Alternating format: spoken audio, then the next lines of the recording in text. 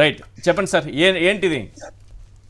ఉద్యోగస్తుల జీతంలోనే హెచ్ఆర్ఏ కింద 30,000 40,000 ఇస్తుంటే అంత పెద్ద స్థలంకి 7,800కి ఎట్లా దాన్ని యాక్సెప్ట్ చేస్తారనేది మొదటి పాయింట్ అండి. రెండో పాయింట్ వచ్చి తెలంగాణలో ఒక ఓటు లేదు, వీళ్ళు ఒక పోటీ చేసింది లేదు, ఒక ఎమ్మెల్యే ఎంపీగా ఎక్కడా లేదు. కానీ ఖమ్మంలో, ఆదిలాబాద్, మహబూబాద్ నగర్ అన్నిట్లో కూడా వీళ్ళ స్థలాలు ఉన్నాయి, వీళ్ళ పార్టీ ఆఫీసులు ఉన్నాయండి. మూడోది వచ్చేటప్పటికి జగన్ గారు చంద్రబాబు నాయుడు ఇంటిది అక్రమమైంది, పర్మిషన్ లేనిది అని చెప్పారు. హైకోర్టు దాన్ని పడగొట్టకుండా స్టే ఇవ్వగానే అప్పటి ప్రభుత్వం, వైఎస్ఆర్సీపీ ప్రభుత్వము దాన్ని పడగొట్టకుండా చంద్రబాబు నాయుడు ఇంటిని ఆపేశారు. అదే ఈ రోజు టీడీపీ వాళ్ళు ఏదైతే వైఎస్ఆర్సీపీ పార్టీ ఆఫీస్ ని స్టే ఉన్నా, స్టేటస్ కో మెయింటైన్ చేయమన్నా, లేకపోతే లా ప్రొసీజర్ ఫాలో అవ్వమన్నా సరే వినకుండా పడగొట్టేశారు.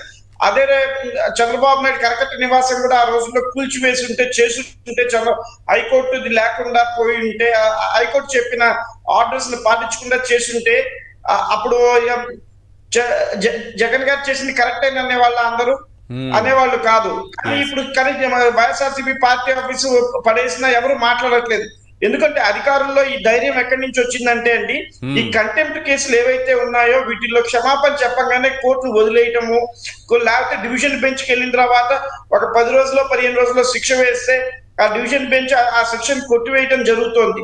ఎక్కడ ఐఏఎస్లు కానీ ఐపీఎస్లు కానీ ఈ కంటెంప్ట్ కేసెస్ లో శిక్ష అనుభవించకపోవటము, వాళ్ళ కనీసం డిపార్ట్మెంటల్ యాక్షన్స్ అన్న వాళ్ళ మీద లేకపోవడంతో ఆ కోర్టే కదా ఇచ్చింది, ప్రొసీజర్ ఫాలో అవ్వమని, ప్రొసీజర్ ఫాలో అవ్వకపోతే మాత్రం ఏమవుతుంది, మనల్ని ఏం చేస్తారు, కంటెంప్ట్ ఫైల్ చేస్తారు వైఎస్ఆర్సీపీ వాళ్ళు. మనం సారీ చెప్తాము, సారీ చెప్తే ఆ కంటెంప్ట్ కేసులు తేలడానికి చాలా రోజులు పడుతుంది, ఈ లోపల డివిజన్ బెంచ్ కి వెళ్తామే అన్న ఒక 10 రోజులు 15 రోజులు నెల రోజుల్లో శిక్ష వేస్తే అనే భావంతో ఐఏఎస్లు ఐపీఎస్లు ఉన్నారు. ఒకవేళ హైకోర్టు డివిజన్ బెంచ్ కూడా ఏమైనా శిక్ష వేసినా మళ్ళీ సుప్రీంకోర్టుకు వెళ్తారు వీళ్ళు ఈ కంటెంప్ట్ మీద. కాబట్టి కోర్టు చెప్పిన ఆర్డర్ ని మనం పాటించకపోయినా వ్యవస్థల్ని మెయింటైన్ చేసే నాయకుడు ఉన్నాడు మనతో పాటు, ఆయన చూసుకుంటారు, చేస్తారు. ఎట్లా కంటెంప్ట్ కేసుల్లో ఈ 75 ఏళ్లలో ఎవరికి శిక్ష పడిన దాఖలాలు లేవు, కంటెంప్ట్ కేసుల వల్ల ఎవరు ఉద్యోగాలు పోయిన దాఖలాలు లేవు. ఇదే ధైర్యంతో అధికారులు ఈ రోజు court stay order, court procedure follow అవ్వమని చెప్పిన ఆ ప్రొసీజర్ ఫాలో అవ్వకుండా చేయకుండా సెక్షన్ 115 క్లాస్ 3 ప్రకారం దాన్ని కోల్చకుండా ప్రొవిజనల్ ఆర్డర్ ని ఫైనల్ ఆర్డర్ పాస్ చేయాలి. 115 క్లాస్ 7 కింద దాన్ని 15 రోజులు టైం ఉంటుంది, దాని ట్రిబ్యునల్ లో అప్పీల్ చేసుకునే అవకాశం ఉంటుంది. ట్రిబ్యునల్ కూడా స్టే ఇవ్వకపోతే అప్పుడే వీళ్ళు కూల్చే అధికారం ఉంటుంది అధికారులకి. కానీ అదేమి కూడా లెక్క చేయకుండా, పాటించకుండా వీళ్ళు కూల్చేశారు అంటే కంటెంప్ట్ కేసుల్లో శిక్షలు పడవు, చేయవు.